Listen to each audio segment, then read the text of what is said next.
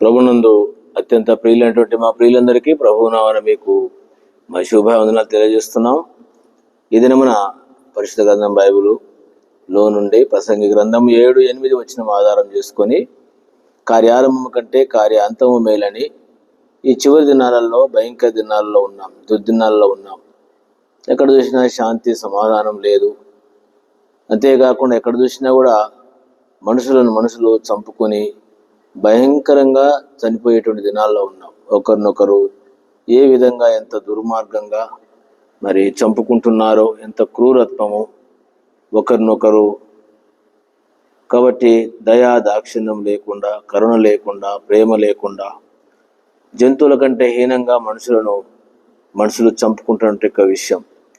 కాబట్టి ఇలాంటి దినాలలో ఉన్నటువంటి మనం దేవుని వాక్యం గత దినాల నుంచి ధర్మశాస్త్రం గురించినటువంటి సందర్భాలు మనం చూస్తూ ఉన్నాము. కాబట్టి ధర్మశాస్త్రంలో 10 ఆజ్ఞల గురించి మనం కొన్ని విషయాలు చూసినాం. ఈరోజు కూడా ధర్మశాస్త్రం ఆజ్ఞ నిర్గమాకాండం 20వ అధ్యాయము 13వ వచనాన్ని గురించి. ఎందుకంటే నేను ఇంతకుముందే మీకు గుర్తు చేసినాను, మొదటి 4 ఆజ్ఞలు దేవునికి సంబంధించినవి, 5వ ఆజ్ఞ తల్లిదండ్రులకు సంబంధించినటువంటిది, 6వ ఆజ్ఞ మనుషులకు ఇతరులకు సంబంధించిన విషయం, ఒకరికి ఉన్నటువంటి విషయం. నరహత్య 13వ వచనం, నిర్గమాకాండం 20:13, నరహత్య చేయకూడదు. ఇది గమనించండి, ఒక్క మాటే, నరహత్య చేయకూడదు. ఇదే ద్వితీయోపదేశకాండము 5వ అధ్యాయంలో కూడా మరి అక్కడ 2వసారి దేవుని దాసుడు మోషే గారి ద్వారా చెప్పబడిన మాట. అక్కడ 5:17 నరహత్య చేయకూడదు అంటాడు. ఖచ్చితంగా మాట. ఎందుకంటే నరహత్య చేయకూడదు అని దేవుని వాక్యంలో రాయబడి ఉంటుందంటే నరహత్య చాలా భయంకర విషయం. నరహత్య చాలా భయంకర విషయం. అన్నిటికంటే కూడా ఎంతో కీడుకరమైనటువంటిది, భయంకర విషయం. అందుకే నరహత్య చేయకూడదు. ఏంటి నరహత్య సందర్భము అనంటే పరిశుద్ధ గ్రంథం బైబిల్లోనే మొట్టమొదట ఏం జరిగిందంటే నరహత్య అనేది జరిగినది మనకు తెలుసు. ఆదాము యొక్క కుమారుడు కయ్యేను, ఏబేలు, వీరిద్దరూ మొట్టమొదట ఆదాము గారికి సంతానం. వారు కొంతకాలానికి దేవునికి బలి తీసుకొచ్చినారు, ఇద్దరు, కయ్యేను, ఏబేలు. అయితే ఏబేలు యొక్క బలిని దేవుడు అంగీకరించినాడు, కయ్యేను యొక్క బలి దేవుడు అంగీకరించలేదు. ఎందుకంటే వారి యొక్క జీవితము, వారిలో ఉన్నటువంటి స్వభావము, లక్షణాలు దేవుడు చూస్తాడు. పైకి తీసుకొచ్చేదేమో మనిషి చూస్తాడు, అంతరంగాన్ని దేవుడు చూస్తాడు. అందుకని తన యొక్క అంతరంగాన్ని బయట పెట్టాలని దేవుడు ఏం చేసినాడంటే తన బలిని అంగీకరించలేదు. అంగీకరించిన కారణం బట్టి ఏమైపోయింది అంటే కయ్యేనుకు కోపం వచ్చేసింది. చూడండి, ఆదికాండము 4వ అధ్యాయము 5వ వచనం, కయ్యేను అతని అర్పణ లక్ష్య పెట్టలేదు కాబట్టి కయ్యేనుకు మిక్కిలి కోపం. అంటే లోపల ఏమున్నట్లు, అందుకనే బయట దానికంటే లోపలిది చాలా ముఖ్యమైన విషయం. అంటే కయ్యేనులో ఏముందంటే తన సహోదరుని మీద కోపం ఉంది. ఈ రోజుల్లో ప్రతి ఒక్కరి మీద కూడా ఏముందంటే కోపం. ఇదే బైబిల్ తన సహోదరుని మీద కోపపడేవాడు అని గురించి కూడా మనకు బైబిల్లో ఉన్నటువంటి సందర్భం. కాబట్టి సోదరులారా, సహోదరులారా, ఇలాంటి కోపాలతో ఉన్నటువంటి మనము, ఇది కోపము గొప్ప పాపము. కాబట్టి కోపము పెట్టుకొని దేవునికి మనం ఏ విధంగా బలు అర్పిస్తాము, దేవునికి ఏ విధంగా మన అర్పణలు లక్ష్య పెడతాడు. అందుకని ఇక్కడ మనకు కనబడుతుంది కోపం, మిక్కిలి కోపం వచ్చిందంట. ఈ కోపం వచ్చిన దేవుని అడిగితే కూడా దేవుడు మాట్లాడుతున్నాడు. అంటే ఇతడు సత్క్రియలు చేసే స్వభావం లేదు. ఈ రోజుల్లో క్రైస్తవులు చాలా మంది మంచి క్రియలు చేయరు, ఎక్కువ చెడగొట్టే క్రియలు, తంటాలు పెట్టే క్రియలు చేస్తూ ఉంటారు. 8వ వచనం, తర్వాత కయ్యేను తన తమ్ముడైన ఏబేలుతో మాట్లాడాను. వారు పొలంలో ఉన్నప్పుడు కయ్యేను తన తమ్ముడైన ఏబేలు మీద పడి అతన్ని చంపారు. చెప్పండి, హంతకుడు. ఇలాంటి లక్షణాలు కలిగి ఏదో దేవుని కొరకు బలి తీసుకొస్తామంటే, కాబట్టి ఈ మాటలు ఏంటంటే మనం కూడా ఏ విధంగా ఉంటున్నాం, మన సహోదరుల విషయం కావచ్చు, సంఘాల విషయాలు కాబట్టి ఎట్లా ఉంటున్నాం. 9వ వచనం, యెహోవా నీ తమ్ముడైన ఏబేలు ఎక్కడ ఉన్నాడని కయ్యేను అడగగా అతడు నేను ఎరగను అన్నాడు. చూడండి, ఎంత అబద్ధికుడు, ఎంత మోసగాడు, మనస్సాక్షి అనేటువంటి వాడు, మనిషిని చంపి కూడా కొంచెం కూడా ఆలోచన లేకుండా ఉన్నటువంటి వ్యక్తి. ఈ దినాల్లో ఇట్లా ఆత్మీయంగా ఎంతోమందిని మనం హత్య చేసే వాళ్ళం ఉంటాం. మన మనస్సాక్షి పనిచేయదు. మనం ఎంతోమందిని హత్య చేస్తాం, కానీ మన మనస్సాక్షి పనిచేయదు. కయీని యొక్క స్వభావం, నేను ఎరగను నా తమ్మునికి నేను కాలివానా అని మాట్లాడినాడు. దేవునితో ఎలాంటి జవాబు ఇస్తున్నాడు చూడండి. అంటే ఇదంతా ఎందుకు చెప్తున్నానంటే, తనలో ఉన్నటువంటి యొక్క స్వభావం ఎలాంటిది అని. దుష్టుని యొక్క స్వభావం కలిగినటువంటి వాడు. ఇతడు బలి ఏ విధంగా తీసుకొస్తే దేవుడు అంగీకరిస్తాడు. కాబట్టి ఇట్లాంటి వారు ఏది చేసినా కూడా దేవుడు అంగీకరించడు. 10వ వచనం, నీ తమ్ముని రక్తం యొక్క స్వరము నేల నుండి నాకు మొరపెట్టుచున్నది. కావున నీ తమ్ముని రక్తమును నీ చేతుల నుండి పుచ్చుకొనుటకు నోరు తెరిచి ఈ నేల మీద ఉండకుండా నీవు శపించబడినవాడవు. నీవు నేలను సేద్యపరిచినప్పుడు అది తన సారము ఇక మీదట నీయదు. నీవు భూమి మీద దిగులు పడుచు దేశ దిమ్మరివై. కాబట్టి ఇప్పుడు ఏమైపోయింది? సారం ఇయ్యకుండా శపించబడినట్టు యొక్క జీవితం. తనకు కూడా శాపం వచ్చింది ఎవరైతే నరహత్య చేసింది. ఎందుకని శపించబడిన వాడు. భూమి కూడా ఏమైపోయింది? సారం అయిపోయింది. ఆదాము నుండి కొంత చెడిపోతే మిగతా విషయము కయీని యొక్క విధానాన్ని బట్టి ఏమైంది? సారం లేకుండా పోయింది. జీవితం దేశ దిమ్మరి వల్లైంది. కాబట్టి ఇదంతా కూడా బాధకరమైనటువంటి ఒక విషయం. అందుకనే నరహత్య ఏం చేస్తుంది అని అంటే దేశాన్ని అపవిత్రపరుస్తుంది. సంఖ్యాకాండము 35 అధ్యాయంలో ఈ విధంగా రాయబడిన మాటలు మనం చూడగలం. సంఖ్యాకాండము 35 అధ్యాయము, సంఖ్యాకాండము 35 దయచేసి గమనించండి. 33వ వచనము, మీరుండు దేశమును అపవిత్రపరచకూడదు, నరహత్య దేశమును అపవిత్రపరచును కదా. దేశములో చిందించిన రక్తము నిమిత్తము చిందించిన వాని రక్తం వల్లనే ప్రాయాచిత్తం కలుగును గాని మరి దేని వల్లనూ కలగదు. గమనించండి. అందుకనే మీరు నివసించు దేశమును అపవిత్రపరచకూడదు, అందులో నేను మీ మధ్య నివసించున్నాను. నిజముగా యెహోవాను నేను ఇశ్రాయేలు మధ్య నివసిస్తాను. కాబట్టి దేశము రక్తము లేక నరహత్య దేశాన్ని ఏం చేస్తుందంటే అపవిత్రపరుస్తుంది. కాబట్టి ఆదాము యొక్క కుమారుడి యొక్క కయీను చేసినటువంటి యొక్క హత్యను బట్టి దేశం కూడా ఏమైపోయింది? సారం లేకుండా అపవిత్రపరచబడింది. ఈ దినాల్లో కూడా మనకి ఏం కనబడుతుందంటే హత్యలు రకరకాల హత్యలు జరుగుతున్నటువంటి సందర్భంలో మనం ఉన్నాం. కాబట్టి మనం ఏ విధంగా ఉంటున్నామో మనం ఎరగవలసినటువంటి వారంగా ఉంటున్నాం. ప్రియులారా, హత్య అనేది చాలా కష్టమైనటువంటి విషయం. ఈ విషయాన్ని మనం ఎరుగుదాం. బైబిల్లో కొన్ని రకాల హత్యలు ఉన్నాయి. కొన్ని విషయాలు నేను మీ గ్రహింపులో తీసుకుని రావాలని తలుస్తూ ఉన్నాం. గమనించండి. సామెతల గ్రంథము 12వ అధ్యాయంలో ఈ విధంగా వ్రాయబడి, సామెతలు 12లో దేవుని యొక్క దాసుడు ఏ విధంగా చెప్పినాడు అనేటువంటి విషయాన్ని మనము ఎరుగుదాం. 12వ అధ్యాయము 6వ వచనం. సామెతలు 12:6, భక్తిహీనుల మాటలు నరహత్య చేయ పొంచువారి ఒంటివంట. భక్తిహీనుల యొక్క మాటలు నరహత్య చేయ పొంచువారి వంటివి. చూడండి, మాటలు భక్తిహీనులు మాట్లాడే మాటలంట నరహత్య చేసినటువంటి వాటినంట. నరహత్యకు ఇప్పుడు నువ్వు కత్తితో చంపనవసరం లేదు, కానీ భక్తిహీనంగా మాట్లాడే మాటలు, నీ మాటల ద్వారా ఎంతో మంది హత్య చేయబడుతూ ఉన్నారు. యథార్థవంతుల నోరు వారిని విడిపిస్తుంది. కాబట్టి ఏ విధంగా ఉంటున్నాం? ఈ దినాలలో మనుషులను నీవు చంపకపోవచ్చు, కానీ నీ మాటల వల్ల ఏమవుతుందంటే మరి ఎంతో మంది హత్య చేయబడుతున్నటువంటి సందర్భము మనం ఎరుగుదాం.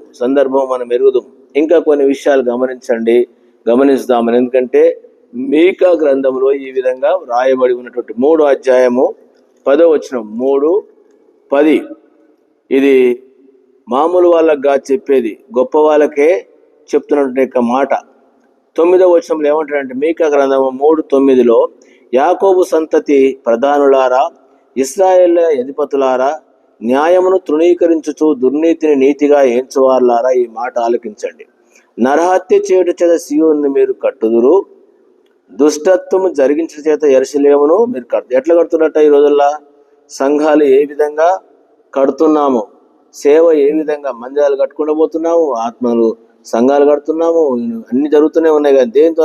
నరహత్య చేయుట చేత. దీన్ని చాలా దీర్ఘంగా ఆలోచించండి.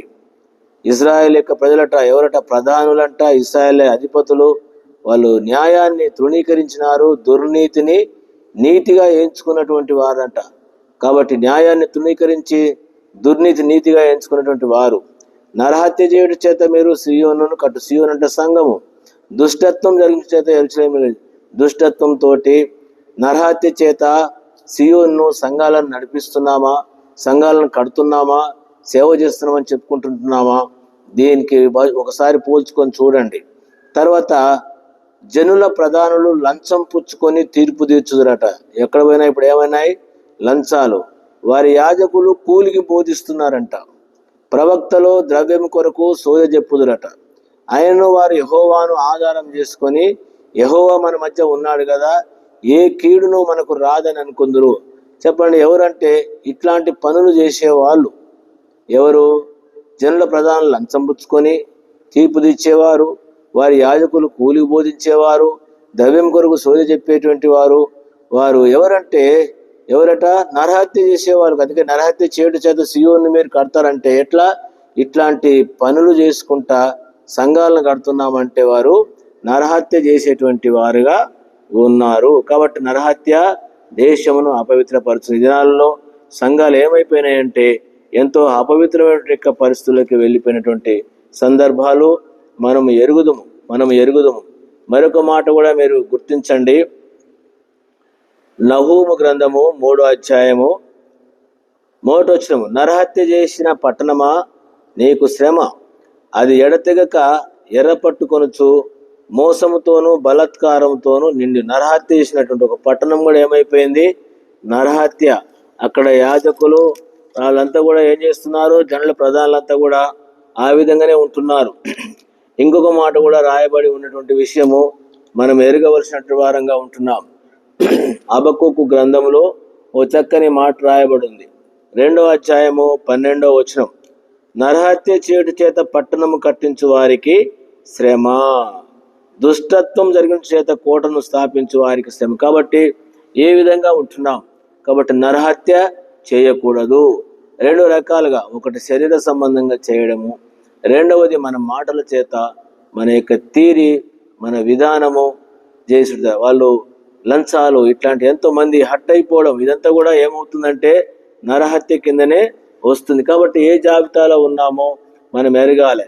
యేసుక్రీస్తు ప్రభువారు భూలోకంలో మానవుడిగా ఉన్నటువంటి యొక్క దినములలో మత్తయి సువార్తలో ప్రభు 5వ అధ్యాయం, మత్తయి సువార్త 5వ అధ్యాయంలో ఈ విధంగా ప్రభు చెప్పినటువంటి మాట 21వ వచనం, 21. ఇదే విషయాన్ని ప్రభు అంటున్నాడు. నరహత్య చేయవద్దు, నరహత్య చేయవాడు విమర్శకు లోనగునని పూర్వీకులతో చెప్పబడిన మాట మీరు విన్నారు కదా. నేను మీతో చెప్పినది ఏమనగా, తన సహోదరుని మీద కోపపడు ప్రతివాడు విమర్శకు లోనగును, సహోదరుని చూసి వ్యర్థుడా అని చెప్పువాడు మహాసభకు లోనగును, ద్రోహి అని చెప్పువాడు నరకాగ్నికి లోనగును. కాబట్టి ఇలాంటి స్థితి. కావున నీవు బలిపీఠమున దాన్ని అర్పణము అర్పించుచుండగా నీ మీద నీ సహోదరునికి విరోధం ఏమైనా కలదని అక్కడ నీ జ్ఞాపకం వచ్చిన యెడల అక్కడ బలిపీఠం ఎదుట నీ అర్పణము విడిచిపెట్టి మొదట వెళ్ళి నీ సహోదరునితో సమాధాన పడము, అటు తర్వాత వచ్చి నీ అర్పణము అర్పించుము. ఇదంతా కూడా అదే.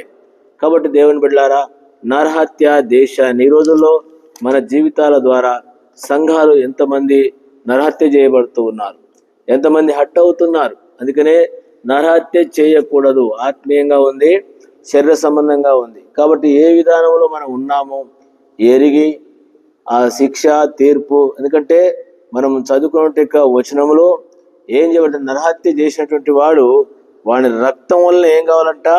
సంఖ్యాకాండం 35:33లో మీరుండు దేశమును అపవిత్రపరచకూడదు, నరహత్య దేశమును అపవిత్రపరచును కనుక దేశములో చిందించిన రక్తము నిమిత్తము చిందించిన వాడి రక్తం వల్లనే ప్రాయచిత్తం.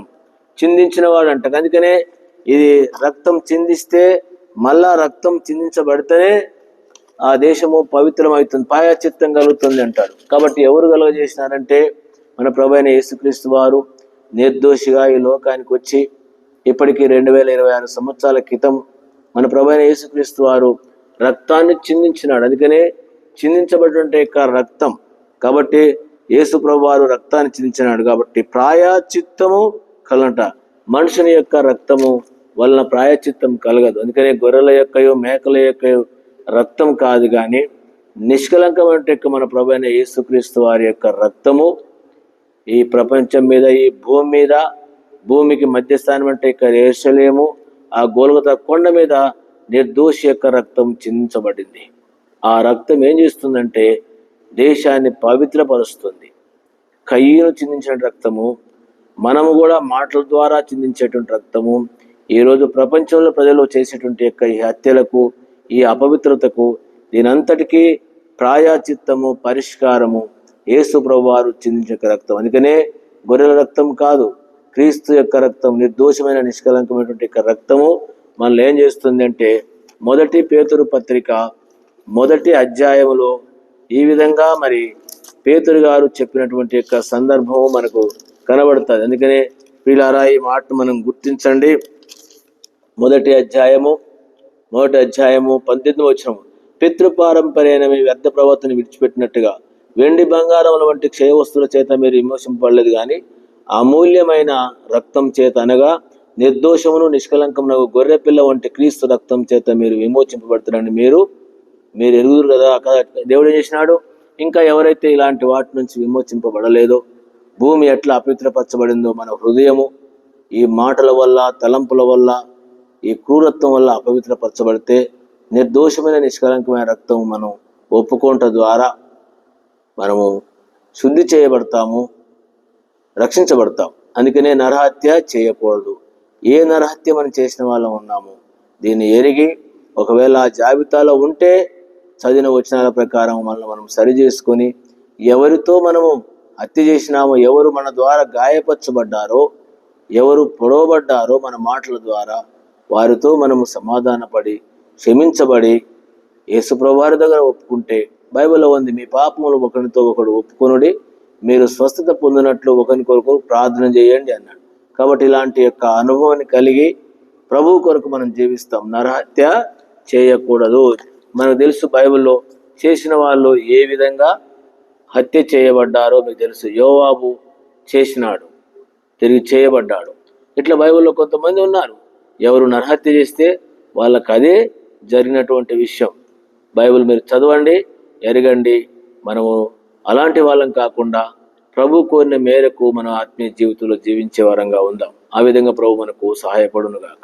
ప్రియ తండ్రి, బాగా దీవించమని వనాలు చెల్లిస్తూ యేసునామమున ప్రార్థన చేరుకుంటున్నాను తండ్రి, ఆమేన్. మన తండ్రి దేవుని యొక్క ప్రేమ, మన ప్రభువైన యేసుక్రీస్తు కృప, పరిశుద్ధాత్మ సహవాసం మనందరి తోడై ఉండును గాక. ఆమేన్. Praise lord. మీ అందరికీ చాలా వందనాలు.